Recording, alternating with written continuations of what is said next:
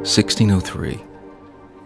There is a discernible hum about the city, the swarm and tread of a long-forgotten life, a life far removed from our own, a large, teeming and animated life, fluid and slightly opaque like the Teems that winds ventricle-like through its heart. The market at Smithfield is effuse with a smell that might be burnt brick, tallow, or sea coal, the slow moan and shuttle of livestock. There are the alehouses and ladies of sale, the bear-baiting precincts of Suffolk, and the great globe itself pulsing with life deep in the afternoons. The bustle of theater queues for a penny's worth of Hamlet.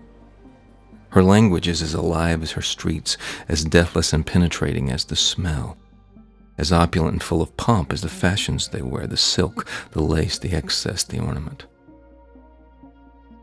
Her English is without rule or harness, feral, wanton, a hungry creature, and she purrs in the hands of her masters. This is early modern London, the London of Shakespeare and John Donne, of Francis Bacon and Sir Walter Raleigh, of Sir John Falstaff and Mistress Quickly, of Mermaid Tavern and Puddle Dock, of Fleet Street and Pudding Lane, that filthy town as the new Stuart King would come to call it. It is a lyrical age, the age of the sonnet and the rhymeless pentameter, of pamphleteers and playmakers, of 3-hour sermons and 2-hour plays, of severed and unsmiling heads mounted aloft the parapets of London Bridge, an age of child kings and the pox. Religion can be dangerous, and spelling is a matter of taste. And rising out of the clamor, out of the fogs and charred winds, comes her king, our king, as we will refer to him, born some 400 miles to the north, born in a mask, a man more to be pitied than admired, more to be mocked than loved, a man who sleeps with sermons under his pillow, a prince to be feared indeed, but only for his distractions, for his precarious and bungling politics, and perhaps his bad manners. But like the tragic Lear, he is every inch a king. Truth is, I have no idea what the market at Smithfield was like, or any other London marketplace for that matter. The smell, the movement of traffic, if it hummed or whined. As animated as the above text may be, as alive and as effervescent as any treatment of Elizabethan London should be, as convincingly as I can ever hope to express it, it is an interpretation, a reckoning by way of story. At such a distance, it can hardly be anything else. It is a distillation of sources I have plundered, a kind of translation, I suppose, and as any translation does, it clarifies and teaches us how to perceive. The preface to the 1611 King James Bible says it this way: Translation it is that openeth the window, to let in the light that breaketh the shell, that we may eat the kernel that putteth aside the curtain, that we may look into the most holy place.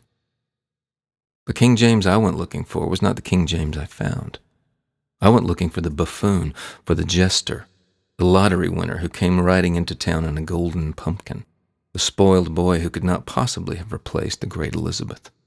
I went looking for the Scot whose tongue was too big for his mouth, who dribbled when he drank, who drank too often, and waddled when he walked, even when sober. I went looking for the caricature, for the Saturday morning cartoon.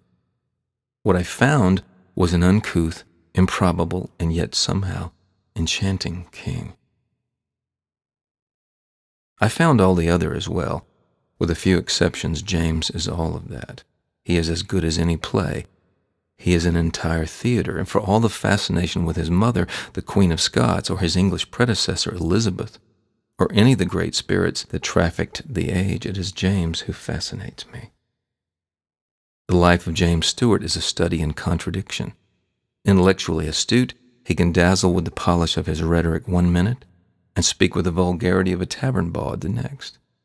Speaking Latin and Greek before he was 5, King James is an amusing mix of bombast and imperium, of sparkle and grime, of smut and brilliance, of visionary headship and blunder.